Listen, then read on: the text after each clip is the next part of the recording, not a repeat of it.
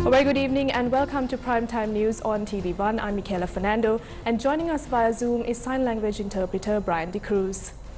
Before we head into more news in detail, here are a look at your headlines for tonight.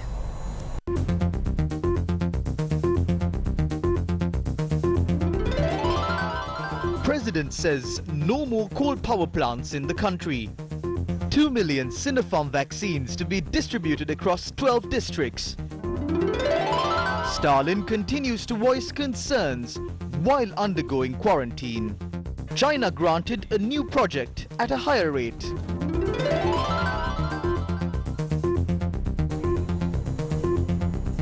Taking a look at your top story, President Gotabaya Rajapaksa has shot down moves to set up any coal power plants in the country. According to a weekend newspaper report, the president had conveyed this decision during a recent meeting.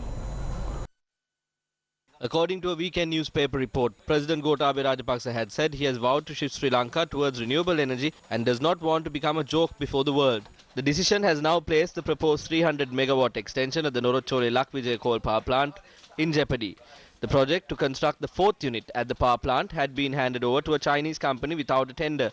The newspaper report notes that the Chinese firm which has constructed the other 3 units at Norachole has a fully fledged project office and has hired lawyers and financial consultants apart from other experts to implement the initiative. During the meeting, the president had instructed that 70% of the country's power should be generated through renewable energy by 2030. The decision taken by the president to promote sustainable development by protecting the environment is commendable. Sri Lanka received its largest consignment of vaccines in a single day today. 2 million doses of the Sinopharm jab reached the country this morning. 2 million vaccines arrived in the country from China on 2 Sri Lankan Airlines flights.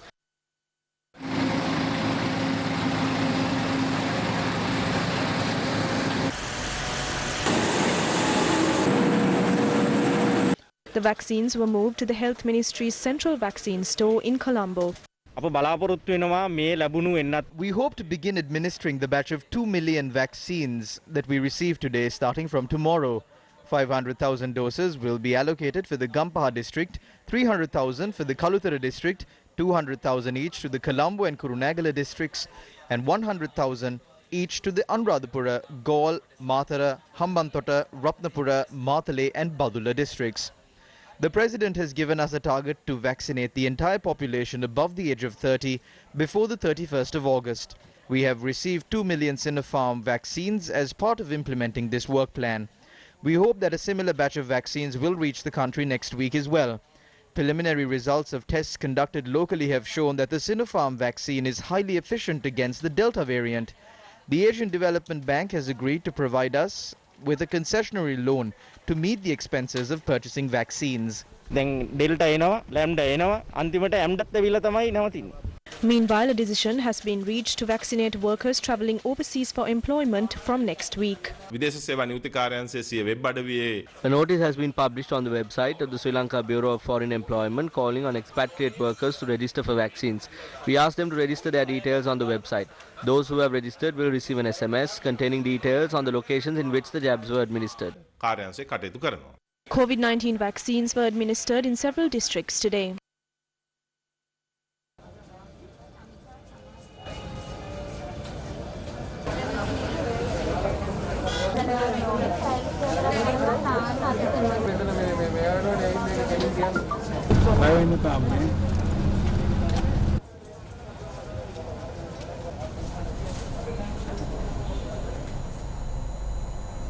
In more local news, Samagi Jana Balawegaya parliamentarian Dr. Harsha De Silva made a revelation about the construction work of the flyover that runs from the Kalani Bridge to Aturgiriya being handed over to a Chinese company at a media briefing today.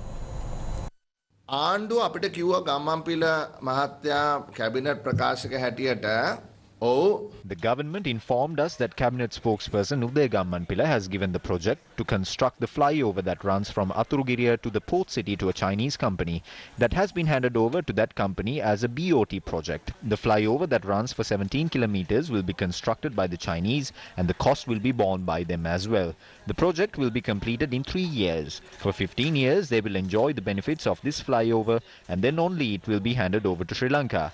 This is the first deal Basil Rajapaksa is going to attempt after being appointed as the Minister of Finance. The President of the country continuously said that the country will not obtain any loans for infrastructure projects. According to what we have heard, the first cabinet paper regarding this has been already sent and the second cabinet paper is on the way. What is the ulterior motive here? The government is preparing to pay this company a large sum of money. This government is going to pay this company $54 million once every 6 months. At the end of the 15 years, the government will pay this company a sum of $1.6 billion. සූදානම් වෙනවා.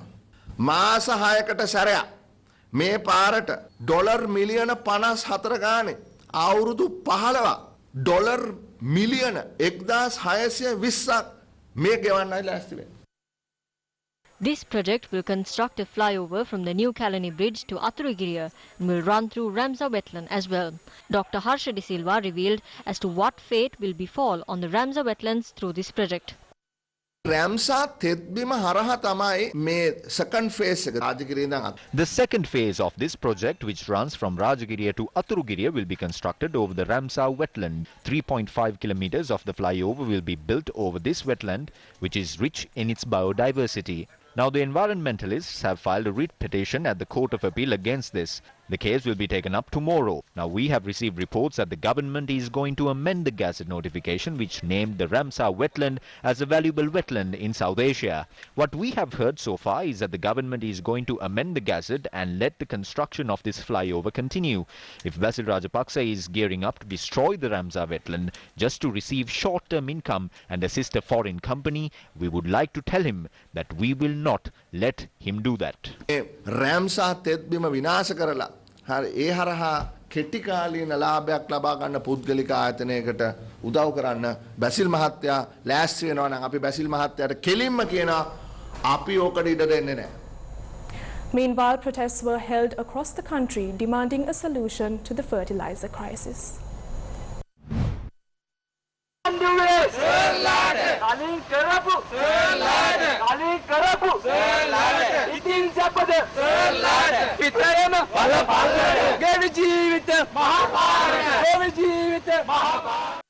A farmers' movement had organized a protest in Mathugama demanding a solution to the fertilizer crisis that has affected them. ගොවියන්ට පොහොර ටික නැහැ, තෙල් බේත් ටික නැහැ, ජීවත් වෙන්න කර කියා ගන්න දෙයක් නැතුව ගොවියෝ ජීවත් වෙනවා. එක්ක කාබනික එක්ක රසායනික මොකක් හරි ගොවියගේ ප්‍රශ්නේ උත්තර දීපලා සමාගම් කරන්නේ කරන්නේ නැතුව මේ ප්‍රශ්නේ. සටන් වදිමු. සටන් වදිමු. සටන් කරමු. බෙට කන්නේ. ඔලේ පස්සේ. Farmers of Uwaparanagama also staged a protest demanding a solution to the fertilizer shortage. එළවලු වගාව කරන්න නැතුව අපිට මේ දරුපවුල් නඩත්තු කරන්න බෑ. ජීවත් වෙන්න බෑ. ගෙවල් දොරවල් හදන්න බෑ. දරුවන්ට අධ්‍යාපනයක් දෙන්න බෑ. ඒකට පාරට බැස්සට පස්සේ මිනිස්සු හිරේ දාලා හරියන්නේ නැහැ. මේකට විසඳුමක් දෙන්න ඕන ආණ්ඩුව. අපේ කුඹුරු පුරන් වෙලා තියෙන්නේ අපිට කිසිම දෙයක් කර කියා ගන්න නැහැ. අපි ඒ තරම් අසරණ වෙලා ඉන්නේ. තුන් වේලෙන් එක වේලක්වත් කන්න නැහැ දැන්. මේ ගෙවල් වලට ඇවිල්ලා බලාපියවුත් අපි. තොපටත් ඔය ටිකම තමයි වෙන්නේ. තොපිත් දමනම පාට අපි ඇදලා. Tea cultivators staged a protest in Kandy today demanding a solution to the fertilizer crisis.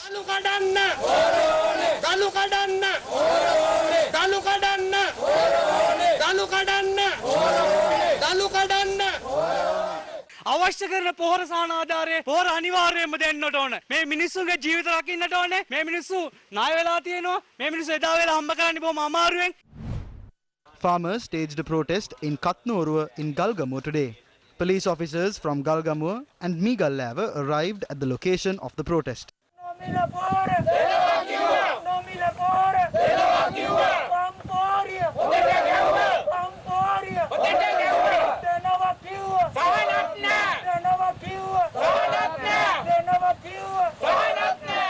මේ බලන්න මේවා ගොයන්ද මාත්‍යෝ කිය සැරේ පාඩුනේ 150යි. මේ සැරේ 100ට පාඩු වෙනවා කියලා මම මේ කෙතේ ඉඳගෙන කියනවා. The government is suppressing public opinion by misusing the law. What is the government doing when farmers and people are taking to the streets? They are using the police to fulfill their objectives. Even now, police officers, including an assistant superintendent, have come here. The people who came here were intimidated upon seeing that. They sent the people back. If the government is trying to deprive the people of their rights through various means, we wish to state that we are ready to counter that.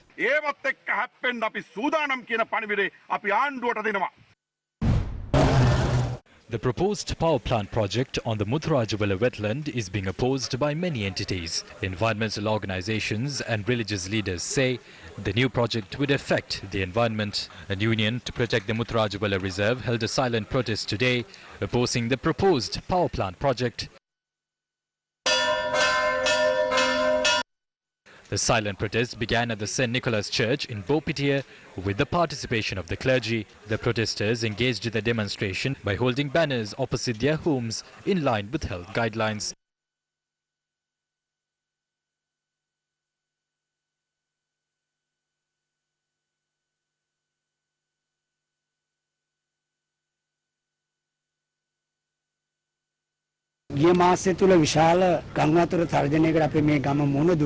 The country experienced massive floods in the recent past. Projects carried out by cleaning the wetlands of Muthrajawala could expose the country to a threat that is bigger than that. Muthrajawala is a natural wetland. Therefore, it must be protected. We don't mind the construction of a power plant as long as it is not done in Muthrajawala. මුතුරාජවල ප්‍රදේශය තුල දැන් කරුව ඇති හොඳටම මුතුරාජවල මේ වගුරු බිම කියලා කියන්නේ අපේ බස්නාහිර පළාතේ. The Muthrajawala wetlands are considered to be the lungs of the Western Province. This means that the Muthrajawala wetlands are the best option to control floods in the region. Therefore, the rulers of this country should take steps to protect Muthrajawala. These great resources should be protected by the political authorities. We would not have a proper environment to live in the future. Therefore, we would like to invite all Sri Lankans to join hands with us. බලධාරීන්ගෙන් ආරක්ෂා කරන්න අපිට ජීවත් වෙන්නට සුදුසු පරිසරයක් ඉතිරි වෙන්නේ නැහැ අනාගතයේදී. ඉතින් කරන්නේ ඒක නිසා අපිත් එක්ක මුළු මහත් ශ්‍රී ලාංකේය ජනතාවම එකතු වෙන්නට කියලා ආරාධනා කරනවා මේ මොහොතේ. In more local news, the chairman of the United National Party has said that the people must not be deprived of their freedom of speech and their right to protest. ආණ්ඩුක්‍රම ව්‍යවස්ථාවේ තුන්වෙනි පරිච්ඡේදයේ මූලික අයිතිවාසිකම් කියන කාරණය දිහා A circular or a directive issued by the Director General of Health Services does not reign supreme over the fundamental human rights guaranteed under Section 3 of the Constitution. The rights of a person who has led trade unions for nearly 50 years, the Mahasangha, and women who protested peacefully while adhering to health guidelines had been tampered while obstructing the duties of journalists as well. A committee must be appointed to investigate into this immediately, otherwise the world will reject Sri Lanka. At a time when infected individuals are being treated at their homes, trade unionist Joseph Stalin, including the Mahasangha, were taken to Mullaitivu. That is a violation of basic rights. The international community has opposed this. The measures that were adopted in Sri Lanka at a time when a minister has taken oaths has been reported by foreign media outlets. Rectifying this mistake is very important. Justifying these moves is a crime against the people. දෙකම ජාත්‍යන්තර වශයෙන් වාර්තා වෙලා තිබෙනවා. මේක නිවැරදි කර ගැනීම ඉතා වැදගත්. මේක නිවැරදි කර නොගත්තොත් එය සමාව භජනය නොකළොත් ඒක ජාතික අපරාධයක් මහජනයට කරනවා. 16 people who were arrested while protesting against the Sir John Kutulawala Defence University bill recently are undergoing quarantine at a facility in Mullaitivu that is run by the Air Force. The protesters staged a demonstration at the quarantine facility today. We saw that the Bar Association of Sri Lanka has issued a strong comment on this. Why are we being held here? This is completely wrong. We demand our immediate release. Duminda Nagamur, who was released on bail after being arrested on Wednesday, has been placed in quarantine at a facility run by the army in Pallakale. It has been 4 days since we were abducted. PCR tests were conducted this morning. The tests have returned negative results for the 6 of us. There is no point in keeping us here. They are trying to do it using health reasons. There is no reason for them to do it. This is a work plan carried out by the government to suppress public opposition. Meanwhile, a collective of trade unions conducted a joint media briefing in Colombo today. The media conference was held to oppose the government's moves to suppress trade unions. The government is taking steps to arbitrarily suppress trade unionists and civil leaders by using quarantine regulations. Several groups have decided to engage in trade union action next week. They will begin their trade union action tomorrow. We will announce the trade union action that will be carried out on the 14th and 16th. We wish to inform the rulers that the people are ready to unite against them. Therefore, no power can suppress the power of the people. We know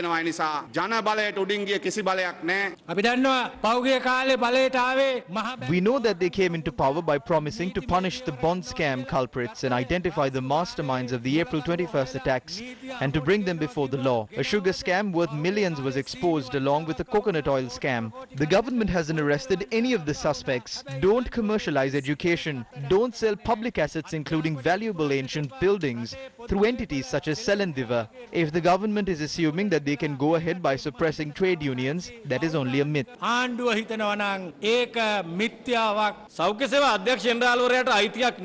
Director General of Health Services does not have the right to ban protests. He can say that protests can be held while adhering to quarantine regulations, but he has instructed the police chief to ban protests. He doesn't have the right to exercise such powers.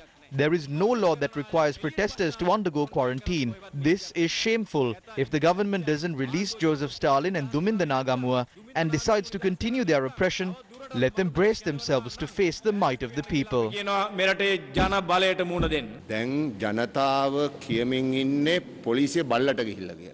people are saying that the police has gone to the dogs. We can't prevent the police from going to the dogs. If donkeys are given power, that is the current situation. They are not being sent to quarantine centers. They are being sent to detention centers. There is no law which allows that. Therefore, we ask the government to release Stalin after conducting a PCR test tomorrow. Duminda Nagamua must be subjected to a PCR test and released by the day after tomorrow. Otherwise, trade unions and civic groups will resort to a massive trade union action in the future.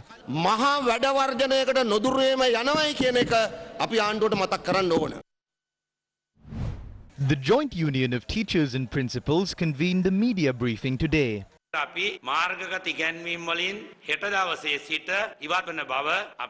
We wish to state that we will withdraw from online teaching starting from tomorrow.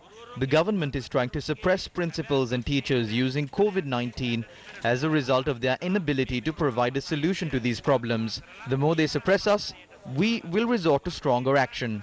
The world has evolved, but quarantine regulations in our country are being used to punish people. If the government is trying to do that using quarantine laws, we will stand united against such moves.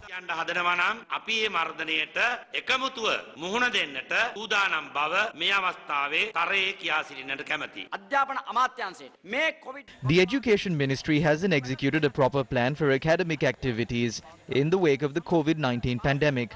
All children have not been able to attend online classes during this period. We wish to demand the cabinet to resolve issues faced by students who are unable to attend online lessons. A circular was issued recently to increase the number of students in a class from 35 to 40. This will allow 3,000 schools to be closed in 5 years. 1,498 schools accommodate between 50 and 100 children. 1,467 schools accommodate between 100 and 200 students. These schools can be closed in the next 5 years. Former Minister of Education Dala Saleha Perma highlighted the need to reopen schools as a matter of priority. Schools must be reopened. The pressure at homes will be cut in half if ordinary level and advanced level students are given the Pfizer or Moderna vaccines. Children above the age of 12 were vaccinated in Canada. If we can at least vaccinate ordinary level, advanced level students, teachers and non-academic staff, then we will be able to reopen schools in August without any fear. We need to face this as a nation. Children are waiting for their ordinary level results. Children who receive their advanced level results are stuck at their homes without any way of attending universities. We are not even speaking about preschool children.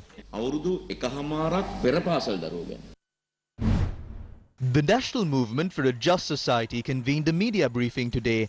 and expressed these views about the suppression of democratic rights. Farmers who struggle to get fertilizer and leaders of agrarian organizations are being forcibly taken and remanded or put through many other hardships. Students who speak about free education are being taken away and subject to various cruelties. The most dangerous fact here is that all of this is being done illegally. These officers have no power to act like this within the existing legal framework. The police have no right to abuse quarantine regulations.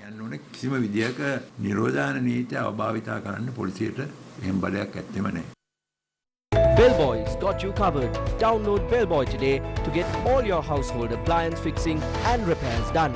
Now available on Android and iOS. Still in local news, a leopard has died after being trapped in a snare in Hasalaka.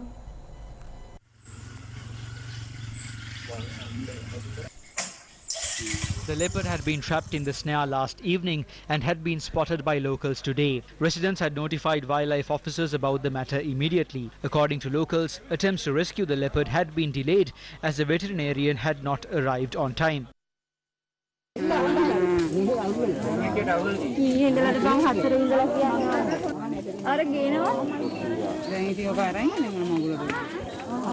Attempts to rescue the leopard proved futile, although a doctor from the veterinarian office in Randanigala arrived around 8 a.m. We saw the leopard around 5 a.m. We contacted the wildlife office in Hasalaka around 5:30 a.m. The officers arrived at the location around 7 a.m. but a doctor had not arrived even by that time. Only the officers were present. They examined the animal from a distance. It is only then that they contacted a doctor. The animal was alive even by the time the doctor arrived. It had died by the time the doctor had gone to the location. The animal could have been rescued if the doctor had arrived earlier. This was a situation that arose when officers attempted to move the carcass of the leopard from the location.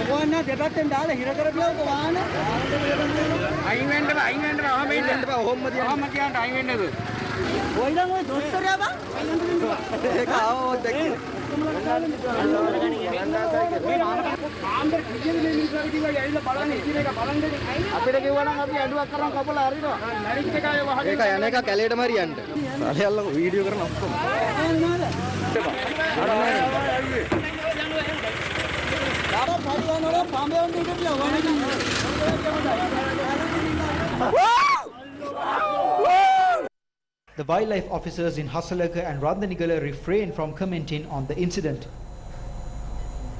The residents of Ponnagar in Kilinochchi claim that a number of carcasses of marine life that washed up on Sri Lankan shores after the Express Pearl disaster have been dumped in the area.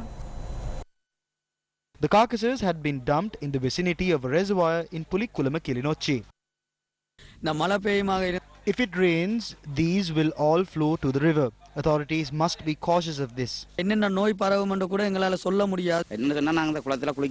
We bathe from this reservoir. We wash clothes here. These carcasses that are dumped here will flow into the reservoir. Newsfirst contacted the Department of Wildlife for a response. Dr. B. Giridharan of the department said that the carcasses of the marine animals were disposed of at the reserve in Ponnagar after the post-mortem examinations concluded. Dr. Giridharan said that a few animals suspected to have died following the Express Pearl disaster were among the carcasses disposed at the reserve. We questioned the Director General of Wildlife, Chandana Surya Bandara, as to if the carcasses of turtles, whales, dolphins and other marine species that washed up along Sri Lankan shores during the past month can be disposed of in such a manner. He said that body parts of carcasses of deceased animals can be destroyed based on a court order. Another catastrophe has befallen our country. Dead turtles and fish have been dumped in a forest. They are trying to conceal evidence. If evidence is required in future to increase the amount of compensation, we must be in possession of such evidence. Therefore, we urge them to bury and not cremate the carcasses. What sort of rulers are they if they are trying to line their pockets through the carcasses of these creatures? Meanwhile, the Department of Archaeology yesterday announced that written approval will be granted for the dredging of the Tissa Maharama River on Monday. The Organization to Protect Kandy today convened a media briefing and spoke about this decision. Nowhere in the world can you find an irrigation technology like in Sri Lanka. Why is a Chinese company being allowed to dredge this river? This will start off as a pilot project at the Tissa Maharama River, and then they will move to other reservoirs in the country. We are suspicious as to if these people are preparing to smuggle minerals from here.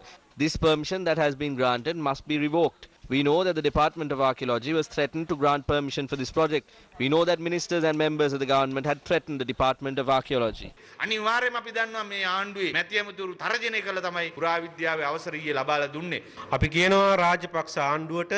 This Rajapaksa government that can't even clean up the river that is right in front of their village has given up the project to China. The sand at this river was given to China. They are trading the minerals there. These are short-sighted leaders. This must be stopped immediately. The Sinhalese kings of our past built this river with much pride. But today the kings born from Magampura can't even remove silt from these rivers.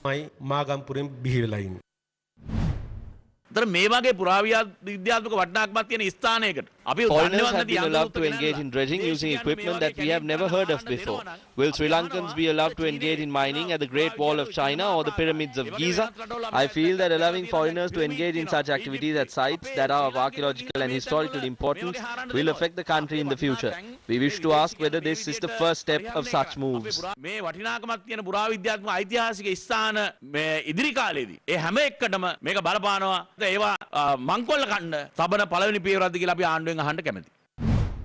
Permission of the Department of Archaeology was not sought before the dredging of the historic Tissa Maharama river began. No action was taken against this breach of legal procedure in the country. No action has also been taken against those who were spotted at the site of this project clad in a uniform similar to that of the Chinese military. When there is so much opposition against this project conducted with foreign irrigation scientists, why are hasty steps being taken to continue the project? The river is not the property of any one person, but the heritage of the entire nation. Do not lay your hands on these historic sites of archaeological importance.